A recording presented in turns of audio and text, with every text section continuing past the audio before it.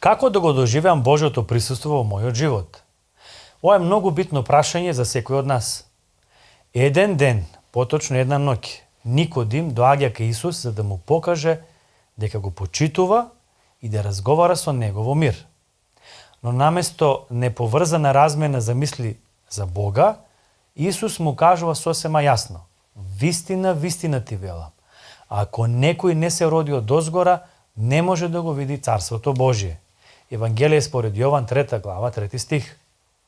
Неразбирливата реакција на средовечниот посетител, член на Врховниот јудиски совет, и до ден денеска ни го привлекува вниманието на провокативните зборови на Исус. Зошто е потребно и како е можно еден возрастен човек да се роди повторно, тоест да почне од почеток?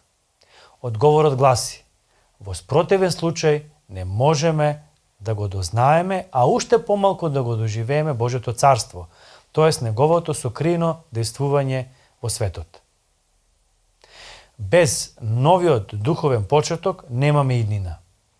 Исус не се задоволува со традиционалната духовност, при што човекот по дефолт се приклучува кон масовната религија без да биде допрен и променет од неа. Според него, верата вклучува лично искуство исполнето со резултати, која наликува на духовно ново раѓање. Секој што го доживеал новото раѓање е сигурен: Бог ми подари нов почеток, нов живот. Оваа мисла не изненадува, дури на прв поглед и не одбива, но не е тешко да откриеме конкретни примери за такви искуства. Например, алкохоличарот што залудно се обидувал да излезе од деструктивната зависност, се додека конечно не ја открил својата вредност и моќта на добрата одлука преку верата во Бога. Потоа повеќе не ја допира чашката. Или осудениот криминалец кој, читајќи Библијата, ја сваќа тежината на своето дело пред небото и пред луѓето, и во исто време ја сваќа и големината на простувањето во Исуса Христа. Потоа почнува да му верува на Бога. Но неверојатниот ефект на верата не е ограничен само на такви исклучителни ситуации.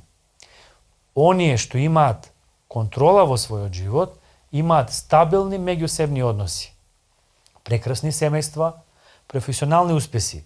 Исто така се соочуваат со прашања на кои бараат одговор. Дали сум задоволен од себе и од животот што го водам? Има ли уште нешто што можам да достигнам? Дали треба нешто суштински да променам? Дали сум на правилното место или има поважна задача за мене? Која е смислата на мојот живот? Оној кој си поставува слични прашања не се задоволува со површни одговори и не наоѓа задоволство во просечноста. Го сака само најдоброто за себе и за останатите. Подоброто е непријател на најдоброто. Со оваа поговорка е поврзана подготвеноста да се направат потребните промени, да се остави сет зад себе и да се почне од почеток. Пресвртот во животот понекогаш е најбрзиот пат кон напредок. Зборовете на Исус за новораѓањето добиваат свое практично значење кога младите и возрастните, кои се мотивирани од верата во Бог, се пренасочуваат во својот живот, го напуштаат добро познатиот пат, поставуваат нови цели, избираат други вредности и развиваат корисни навики. Луѓето што доживеале вакви пресвртници, промената ја препишуваат на директното действување на Бог.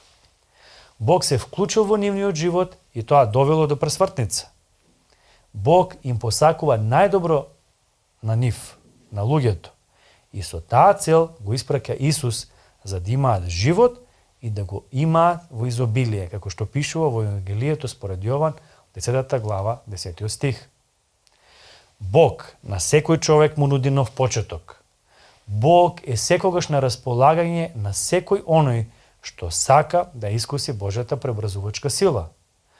Таму каде што се раѓа и расте таквата вера, Бог действува невидливо, но сепак сосема опипливо. Кога човек дозволува, Бог го преобразува неговиот живот и му дава нов поквалитетен живот. Живот исполнет со цел. Ако го читате Светото Писмо, односно Библијата, и се молите, Бог ќе ја започне таа промена и преобразба во вашиот живот. Читајте ја Библијата и молете се, и Бог ќе почне да го преобразува во позитивна смисла и вашиот живот.